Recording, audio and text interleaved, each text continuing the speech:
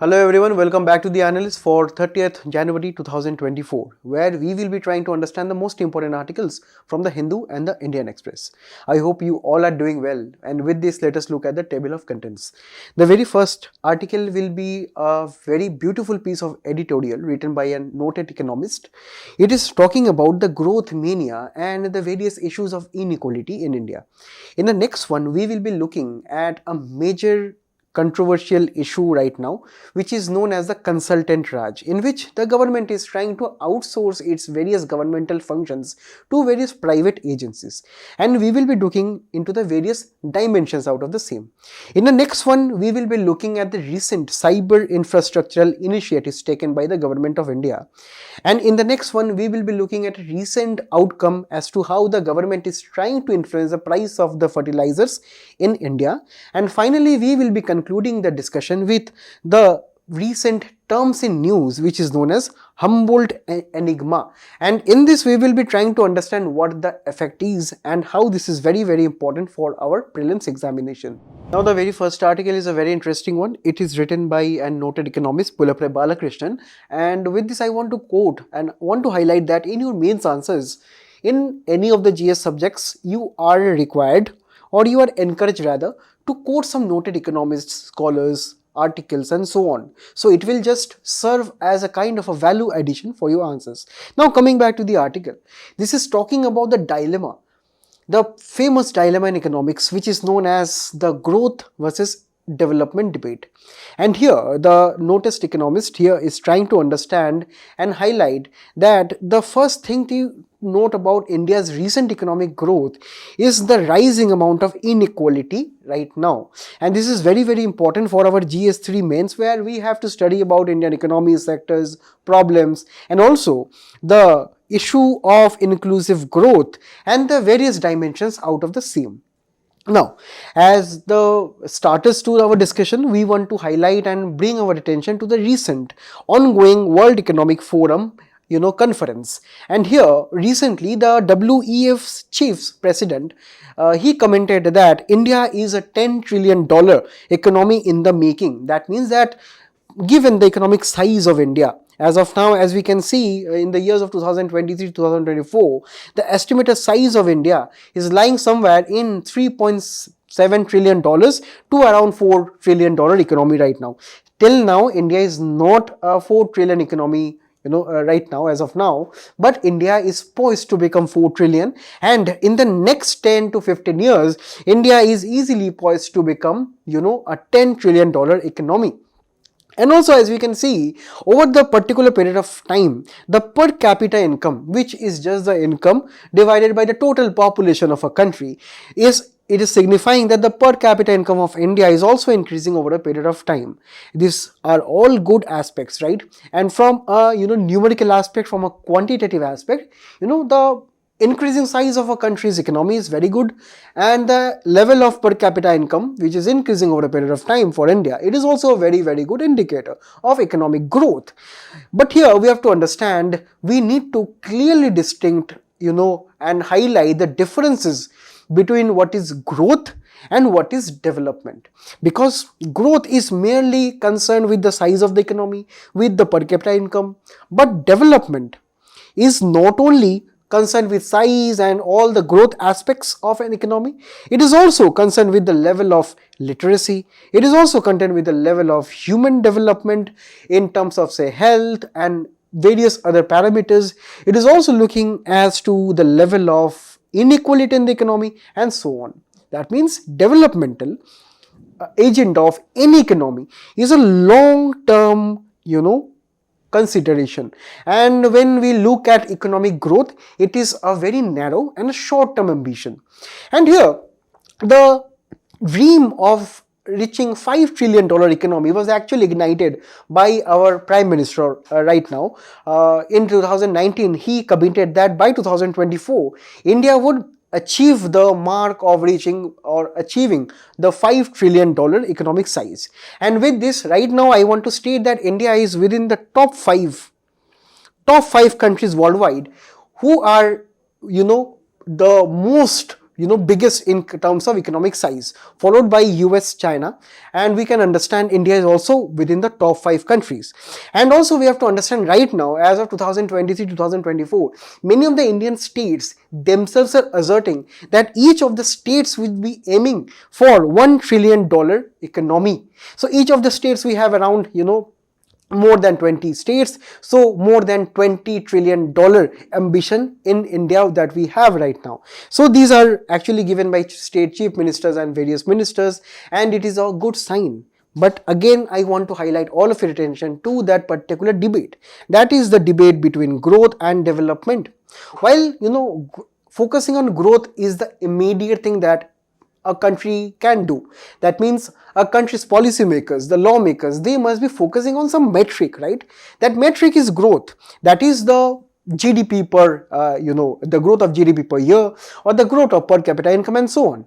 But on the other hand, we have to also consider an important fact, that is growth also leading into the overall development? That is the agenda here. That is the agenda of this discussion. And by growth, we also mean that what is happening to the standard of living of the people. How are the various classes of the population are living? How the various sections of the population are, making their living? What is the quality of their life? So this is also a very, very important consideration in this development. And from this particular article piece only, let us look at some of the important data and facts and figures, which are not only important in this debate, but also you can use these in your mains answers too. So please do note all these particular things down, and also you can use the same thing in your handout too. Now, the recent growth has been accompanied with a rising amount of inequality, and how we are trying to quote it, as we can see, from 1980s, India's inequality levels started to rise. And when I'm talking about India here, we have to note about the red mark, or say red graph here. The red graph, typically this graph, right? It shows us from 1980s, when the pro-market reforms in the economy was introduced by the Indian government back then, followed by the liberalization of the economy in 1990s, the inequality levels in India started to rise. And this rise is particularly very, very serious between these particular years of 2010 and 2020, and also beyond. It is so serious that the World Inequality Report 2022 described India as a poor country with an affluent elite. And this is what inequalities actually is. It means that there are some few peoples, or the haves, who are having more wealth, more income than the other, who are known as have-nots, who are typically the poorer sections of the population. They are having lower income, lower wealth distribution between themselves. And this is very, very serious, because why? Because the haves are having more power, more money, authority, and so on, while the have-nots languish in the same condition. And here, the author also draws our attention to a very, very important economic indicator, which is known as a rural wage. Now, why rural wage? Because we have to understand most of our country, that is India, resides in our villages. And also we have to understand that the conditions in the rural areas are very, very important when we try to understand what is the economic scenario, what is the growth scenario, what is the developmental agenda all over the nation. And here we can understand, according to economic census 2013-2014, around 51% of the overall employed youth people, right, men and women, are located in rural India. And we have to understand, out of this particular number, around 68% are non-agricultural workers. So we can understand, right, rural sector is divided into agricultural sector and non-agricultural sector. And we can understand, we generally expect that when we're talking about rural wages or rural workers, most of them would be engaged in agricultural activities, but no. Most of them are in the non-agricultural sector, such as some may be, involved in, say, road construction activities. Some may be involved in brick-kiln, industries, sugarcane industries, and so on. Generally, these are belonging to the, informal sector. And we know how particularly languishing the informal sector is actually. Then also we have to draw our attention to the plight of the women workers. We know there is a particular data released by the Labour Bureau in India, But the thing is that that particular data is actually tracking the change in average rural wages for men, not women, right? And this is a particular cause of concern. Why? Because almost 50% of the workforce in rural India are women. And if we do not calculate the data for women, that is a serious case of concern, right? We are not capturing their own life. And the most important thing is here, if we look at the plight of the women workers, not only their incomes are not being captured by the governmental records, their various issues related to, say, informalization of the particular agriculture sector, their issue of migration and so on, these are also not considered. And this is also increasing the amount of gender inequality in the farming sector. And we have to understand this is also a very, very important cause of concern. Next, we have to understand and look at various data here, particularly from this figure when we are looking at the change in average rural workers' wages for men in rural areas. If you can see, the nominal wage or just the normal face value of the wage is kind of stagnant if we take up to 2020. And here, if we look at the inflation adjusted wages, or something that we know as real wages, the real wages over a period of time in the rural sector, they are decreasing. And is this a good thing? No, because when you are adjusting your wages for inflation, you get the real wage, and when your real wage is decreasing, it indicates that the wage of the rural workers are not enough to purchase normal goods and services in the market. So this again is highlighting the inequality. Why? Because as of now, about 35% of the India's workforce, the real wages have not grown since 2014 in the rural areas. And in the same period of time, that is from 2014 to 2023, the real per capita income in India overall India has increased by 37% in this particular period of around 10 to 11 years. While the real wages in agricultural labor has only increased by 5%. So here again, we are seeing the levels of inequality, and this is a very, very cause of concern. And here, should it matter to us that the growth in India is unequal? Obviously, yes. Why? Because there are primarily two reasons. The very first reason is that unequal societies are subjected to worst form of social pathology. And here, I hope some of my audience has watched the Batman trilogy. In the Batman trilogy, you can understand there is a particular city known as Gotham City, right? The Gotham City is a particular city plagued by crime, injustice and so on. Why? Because there is a particular distinction in this particular city, that is the city belonging to the riches and the city belonging to the poorer sections of the population. And it has been shown, rightfully so, that the richer sections of the population, because they indulge in luxuries and so on, they exploit the poorer sections, and also the poorer sections being deprived of various services and lack of motivation, economic opportunities, unemployment and so on, they resort to criminal activities, they resort to violence, their conditions are very, very abysmal, they suffer from various diseases, they suffer from mental health disorder.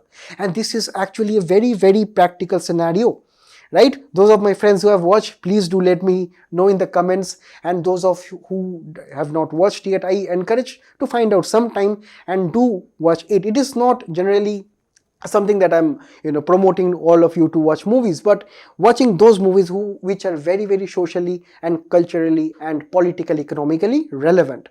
And here also we have to understand that riches are also not immune. When these particular things breed in a particular society, some way or the other, the rich or the richer sections, the well-off sections, they also fear the brunt, typically through protests, instability and so on. Next, we have to find out that inequality stands in the way of achieving collective actions at the time when the actions are needed the most. For example, so the riches will be always facing, or say they will be always telling that we need clean public places, because they can fulfill their basic needs and they can even go beyond their basic needs with their money. But the poorer sections, they sometimes cannot even fulfill their basic needs. So let alone sanitation, let alone say clean public places. So we have to understand these particular inequalities dividing the people in their collective action. For example, is the Swachh Bharat Abhiyan. right? We need collective action of everyone in this particular governmental program, or say governmental awareness program, for clean public places, for ensuring sanitation and everything. But here, the rich people, they already have their basic needs. They already have their money. They are already, happy with what they have. They do not want to contribute into Swachh Bharat. While the poorer sections, they do not have anything at all. They, let alone Swachh Bharat, they cannot even afford food, clothing, shelter and so on. How can they contribute to sanitation? And this is the particular issue of common public goods. Sometimes when it is most needed from the people, their contribution, that is not sometimes which is actually gotten in fact. And that is why the government must play a role. And that is why the government in India is also playing a very, very constructive role in this case. But the thing is that the policy discourse, the public debates which are taking place right now is placing more emphasis on growth rather on development. We have to understand that development is a long-term agenda, right? And it must be taken in form of constructive welfare programs by the government. The very first economic policies by the government that can take place is in the form of progressive taxation. We already have the same in India via various income tax slabs, right? Then also we must be guaranteeing minimum wages and living wage policies, which is ensuring their quality of life. Then also the government rightfully is right now is also investing in various public education and healthcare facilities. You let me in the comment section some of the very, very influential education and healthcare schemes and let me know.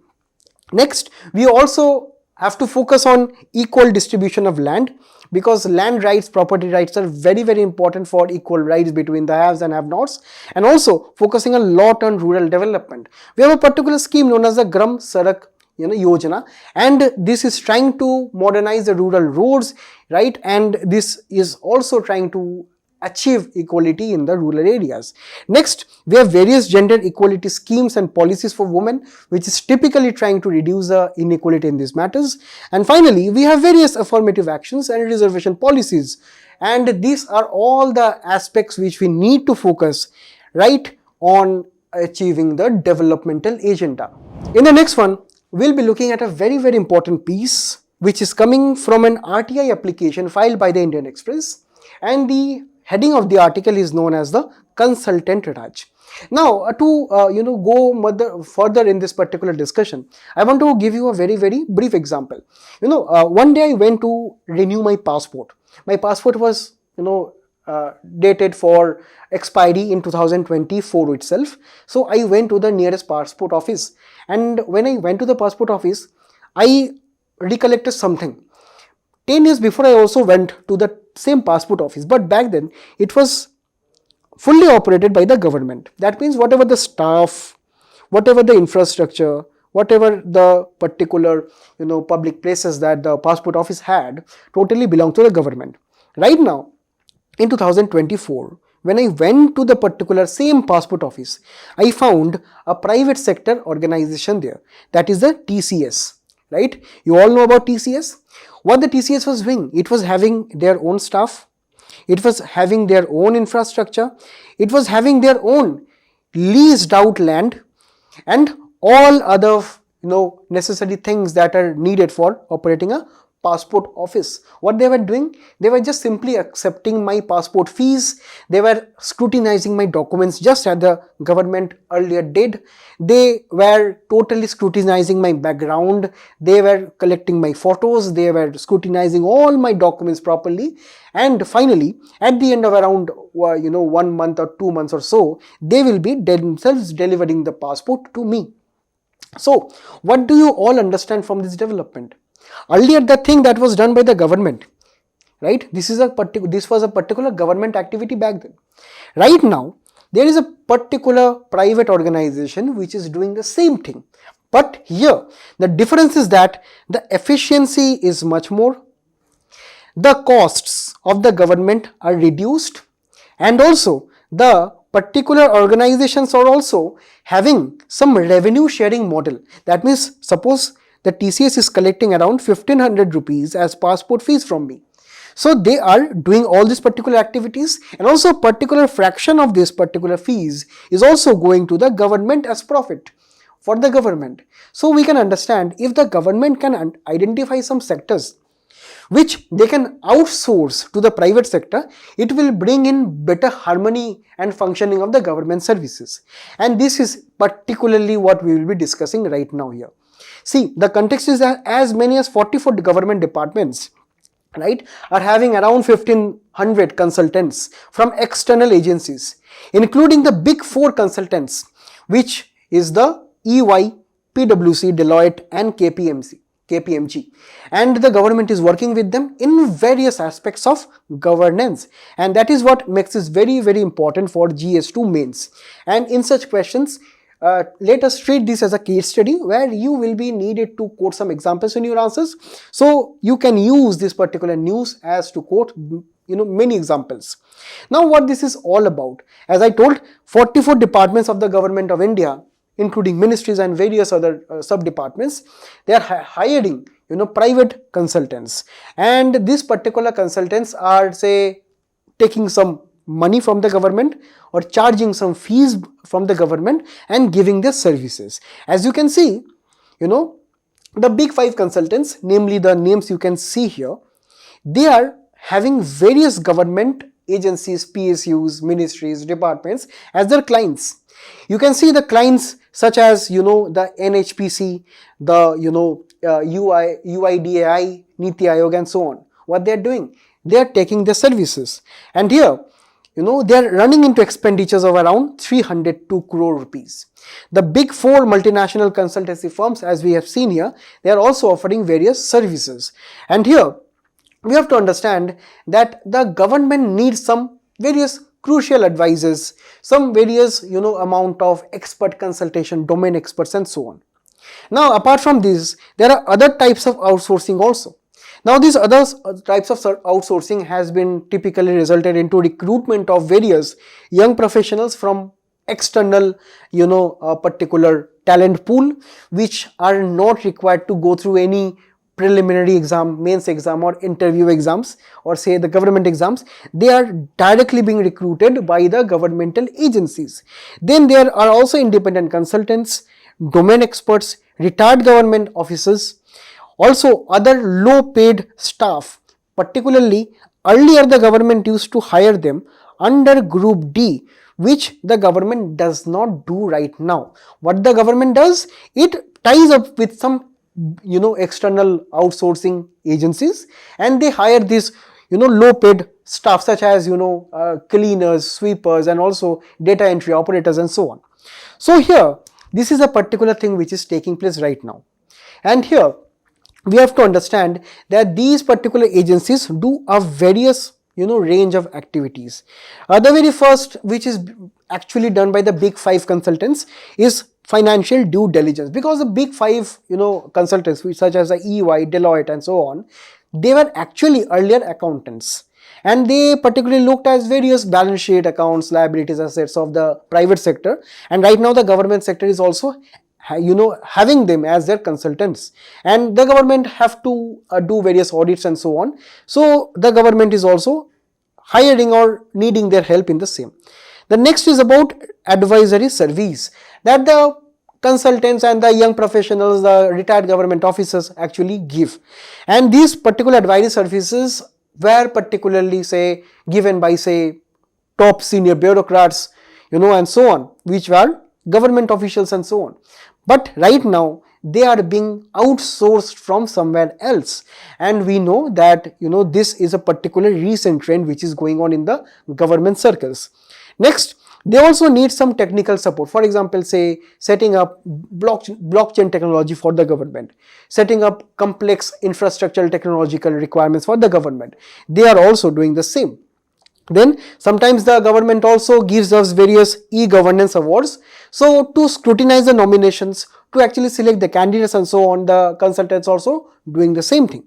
Next, the Niti Aayog is also having various governmental contracts for those private consultants for evaluation of the centrally sponsored schemes, and also our own Lavasna, they are also tying with various consultants to look at their infrastructural development and also the various IT architecture in the particular institute. So these are all the recent range of activities which are performed this kind of consultants. And here let us do a quick analysis of the same. What are the good things and what are the cons out of the same? See, the very first thing is about outsourcing that we have already discussed, taking the case of TCS, right? We can understand the efficiency and productivity of the workers of the private sector are particularly higher than the government sector because they are under strict regulations of private professional ethics, and also they are comparatively paid better wages than the government counterparts. So also we have to understand the private sector is actually known for their efficiency and productivity. So that is that. Next, the government also saves costs, and also as we have seen in the in our example, the government can also have some profit out of the same, right? So next, the private sector always brings in innovation, and also the government can sometimes learn some things from the private sector as knowledge transfer. A very prominent example is the tie-ups that the government have with the airport authorities and also the private sector who are involved in the regulation of the India's airports. So the various government and also the senior government management officers, they go to the particular airports, and the airports which are privately managed, they learn their practices and they learn how they are trying to innovate, and they also bring the knowledge from the private sector. It actually helps the government at the end of the day to actually have better functioning.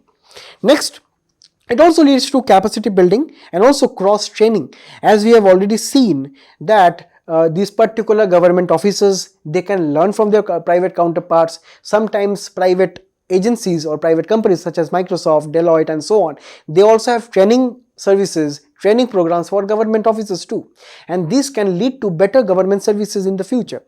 And finally, the government can also offset the liability of such services which the government do not need to function on its own to the private sector. So the private sector will be handling the risk, and they will be dealing with the public, for example, say operating passport operations and so on, and the government will be, say, relieved of the risk.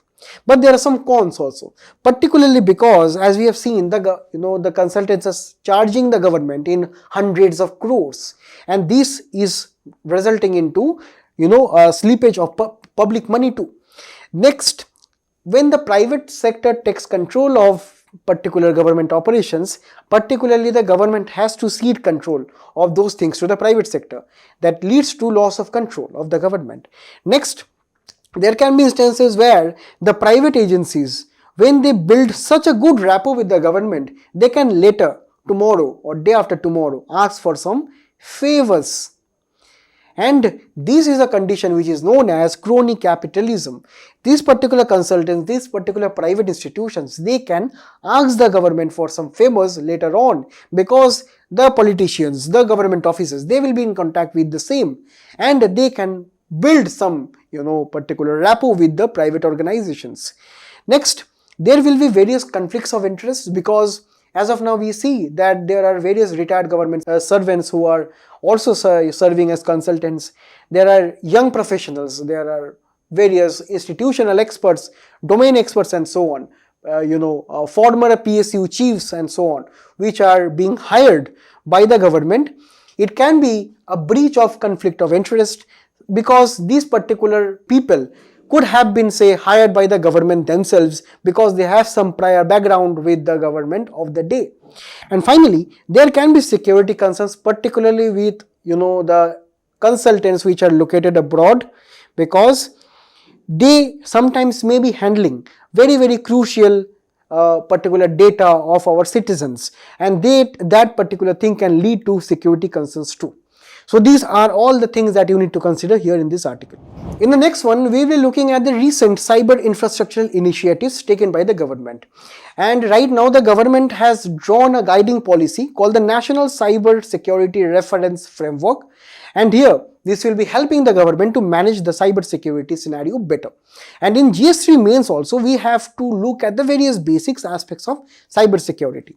Now, before discussing the same, we need to look at two things. First, what is actually known as critical information infrastructure. See, in if we consider the case of India, in India, we have various important crucial sectors such as the governance sector run by the government, telecom sector, strategic and public sectors, enterprises. Then we have transport sector, power and energy sector, health, banking, financial service and insurance too. Now, let me all give you one thinking exercise. Can you imagine one single hour? Can you imagine one single hour for India without any one of this service? Right? Think, pause for one moment and think that can India operate for even 1 hour with even, say for example, say without telecom services, or say for example without healthcare services? No, right? These are critical sectors in India, and not in India, for the entire world too. And that is why we have to understand increasingly right now these sectors are also linked by internet services, digital services, electricity and so on. And that is what makes these sectors very, very vulnerable to cyber attacks and various other particular terrorism attacks and so on. And that is why for the protection of the same, we have two bodies. The first body is known as National Critical Information Infrastructure Protection Center. This was set up by the government in 2014 at New Delhi, and this is actually defining what is known as Critical Information Infrastructure, hereafter known as CII. Now, it is known as computer resources whose incapacitation or destruction would have a debilitating impact on the national security, economy, public health or safety. So, if you ever have to define it, so use this particular definition quoting this particular body. Now, this body will also be, actually mandated to protect the particular people of the country from any unauthorized access, modification, use, disclosure, disruption, incapacitation or destruction of critical information infrastructure. And also it will be advising the various government stakeholders on how to reduce the vulnerabilities from cyber attacks, terrorism and various other threats. Apart from this, we also have another body known as National Cyber Security Coordinator. This will be giving guidance on various particular internet governance, network management and so on. And also it will be advising on various policy formulation that we need to be taken by the private sector and also the various state governments. Now here, in this particular slide, we need to look at what this particular National Cyber Security Reference Framework is. Now, this framework is actually focusing on critical sectors. Now, the government formally agreed that there are various sectors which are very, very critical, such as telecom, power, transportation, finance, government entities and health. The institutions which will be involved in particularly framing this framework are the two institutions that we recently talked in the previous slide. These will be the two institutions, and this particular regulation or say guideline is actually or framework is actually not binding in nature, because these are just formal guidelines for the government to maintain. And here it will be recommending what? That all enterprises, be it government or private, it is recommending that they should be allocating around 10% of their cyber budget or their total IT budget towards cyber security. And to adhere to the same, this should be monitored by the top level management of the government or the private sector or by the board of the directors. And here a particular audit must also be considered and be conducted by these particular agencies. And what are the other provisions? That the national nodal agencies involved in the cyber security framework, they will be evolving processes which will be looking into analyzing the data, analyzing the audit reports of these particular agencies automatically. That is actually something known as machine processing. And why is this particular thing done? This is actually to check if audits are properly done and also to rate auditors based on their particular performances. Next, also, greater powers to the regulators must be given. Who are the regulators? This will be published in the final draft. Please note that this National Cyber Security Reference Framework is not out in the public domain yet fully by the government, right? These are still being discussed and proposed. When the particular full draft will be released, will be known into how the regulators will be and who the regulators will be. But here we can get a hint that the regulators will be very, very important. How? They can set rules for information security and also they can define what information security requirements are for audit purposes, right? Remember, this audit is very, very important for the particular agencies. Next, it will be also focusing on information security management system, particularly by designating various servers, particularly by designating various equipments, and the equipments, particularly IT equipments, hardware and so on, they must be sourced from Indian manufacturers. Why? Because right now many of the semiconductor, electronics and items and so on, they are manufactured by China and say by the West, and this is also exposing the security architecture. So most of the management related to security apparatus in India must be coming from Indian sources. And finally, the government agencies, the primary agencies, they must be identifying their common but differentiated responsibilities in what? In cyber management, in combating cyber warfare and so on. Because we have to understand that the need for NCRF is the primary cause of the discussion here. Because right now, the cyber policy that we have in India, which is known as the National Cyber Security Policy, is actually as old as 2013. Till then, we do not have any updated version of cyber security. And let me tell you, the world has evolved from 2013 to 2024 when we see the more use of artificial intelligence in threats such as deepfakes and so on. We see more and more ransomware attacks right now.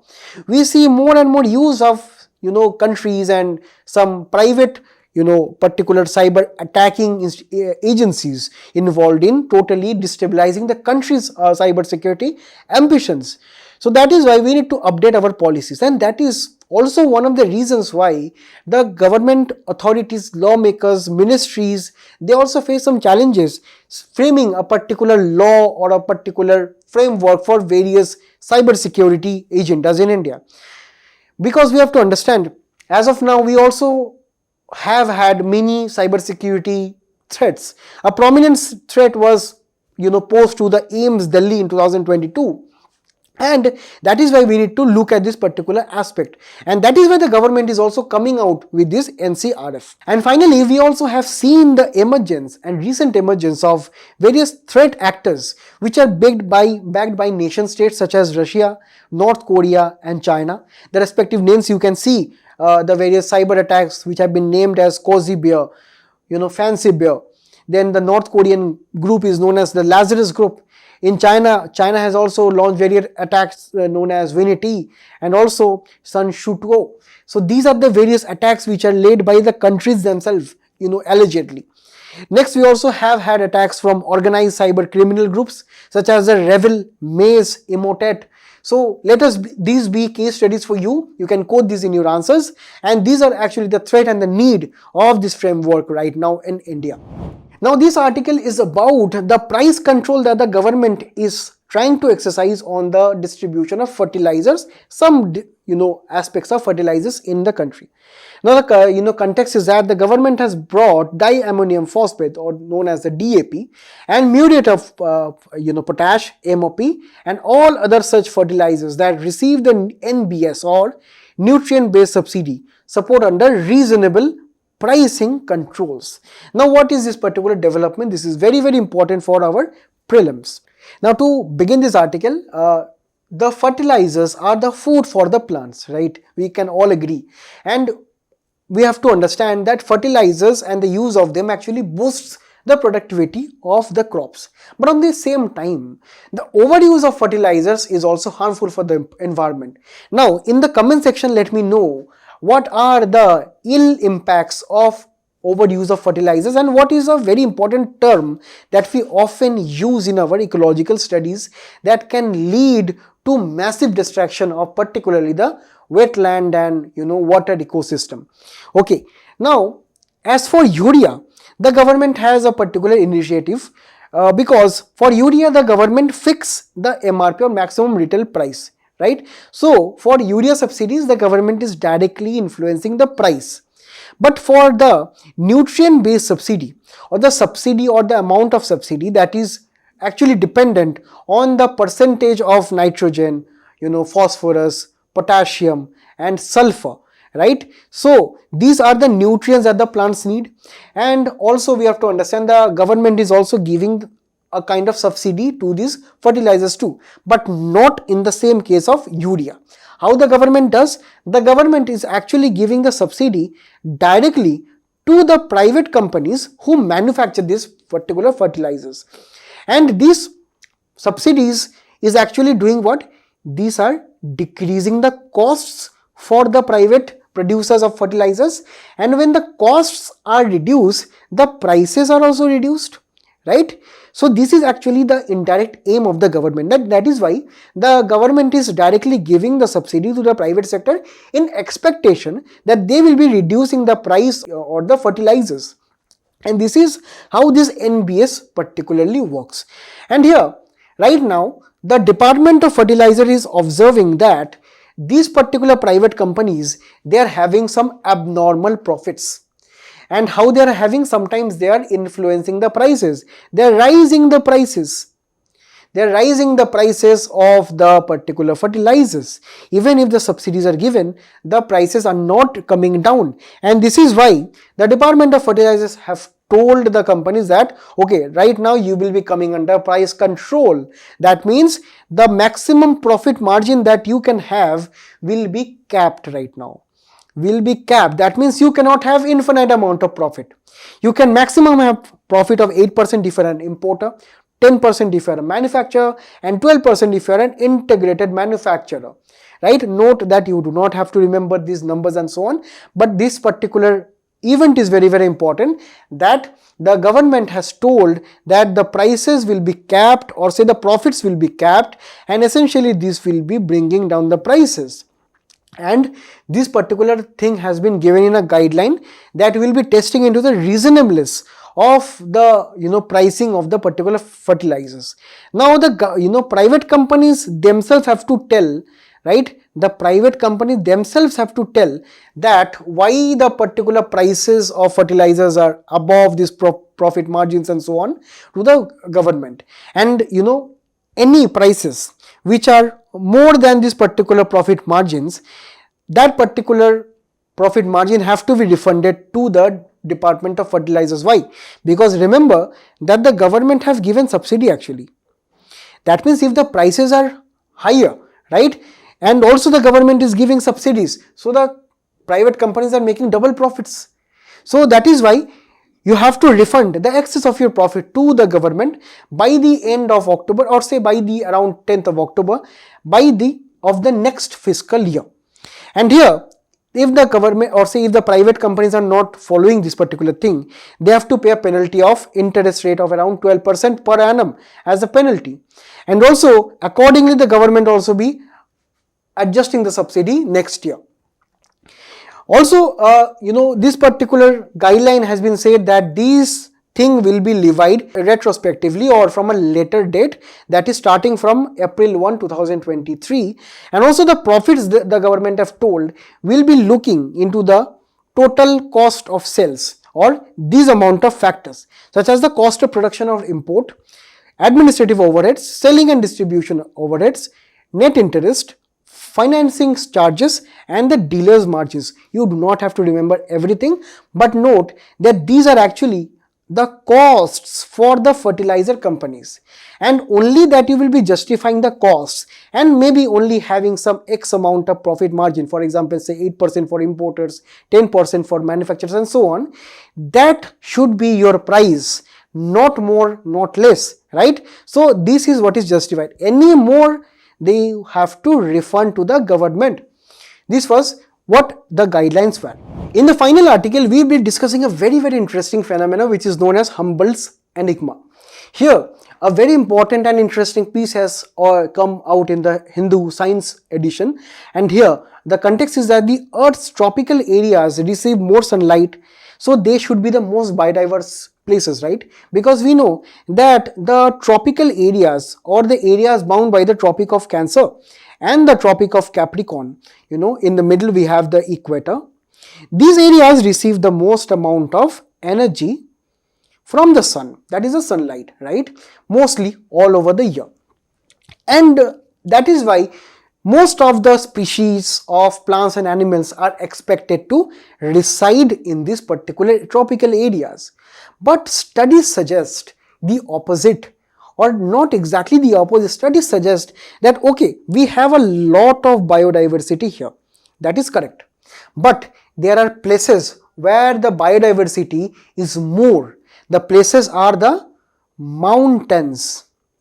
Those places are the mountains, and this is a very interesting piece and important for prelims related to our ecology and environment. Let us look what this particular thing is talking about. As we can see, right, the proportion of land area, as we can see here, we have the lowlands majority followed by the mountains. But if we look at the species of mammals, birds and amphibians, if we can look here, look at this particular colors, more species are actually residing in the mountains than the, say, lowland areas. This can be belonging to temperate, tropical or any other regions. But the most important fact here is that majority of the species are living in the mountains, right? If we can see from this particular figure, species of mammal, birds and amphibians. Now this is a very curious case. This curious case was actually first observed by Alexander von Humboldt, and the particular person is a polymath spanning interests such as economy, geography and so on.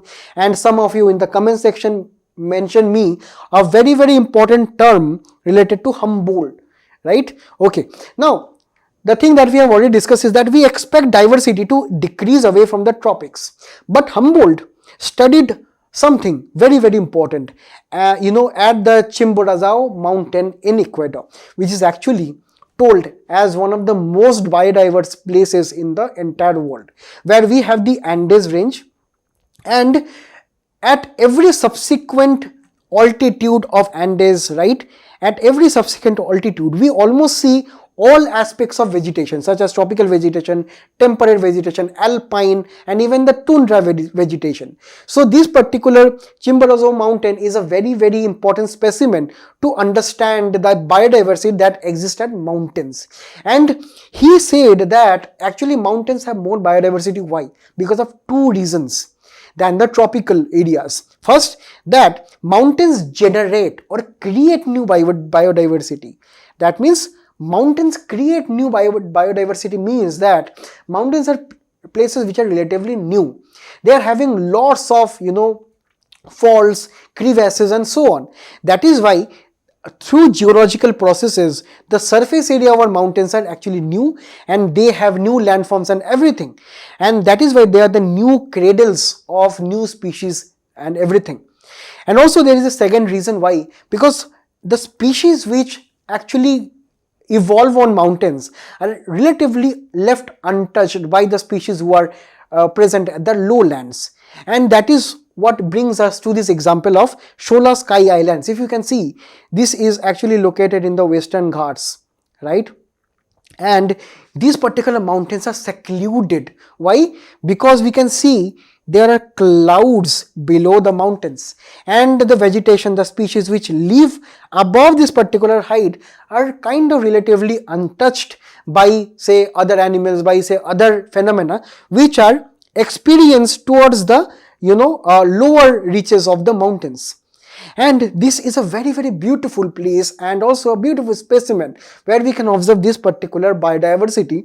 And this is what is actually said by Humboldt and also the various ecologists and geologists right now, that more biodiversity is actually found in the mountains than in the tropical areas. But there is a note, and to be noted here is that this is a theory which has not been formally agreed by all of the say biologists, environmentalists and so on, due to the lack of data. But that does not mean that this is a theory which does not exist, but this is a very important term for your prelims and it can come. And that is what this particular aspect of the article is. And I will all give you a exercise of thinking of Humboldt's enigma in India. You think of how towards the south of the tropical Cancer, which is the tropical area in India, right, we have places such as Chhattisgarh, right, and Deccan Plateau and so on. We have also the various coastal areas and so on. You compare the biodiversity found in this particular part of India and the biodiversity that you find in the eastern Himalayas. Eastern Himalayas, these regions is very biodiversically prominent, and we find a lot of species and various animal flora and fauna in this particular region. You let me know in the comment which you find the more biodiverse area of the two. So with this, I conclude today's discussion. I thank you all for being a very patient audience. Till again, all the very best, and please do attempt the quiz which is following up.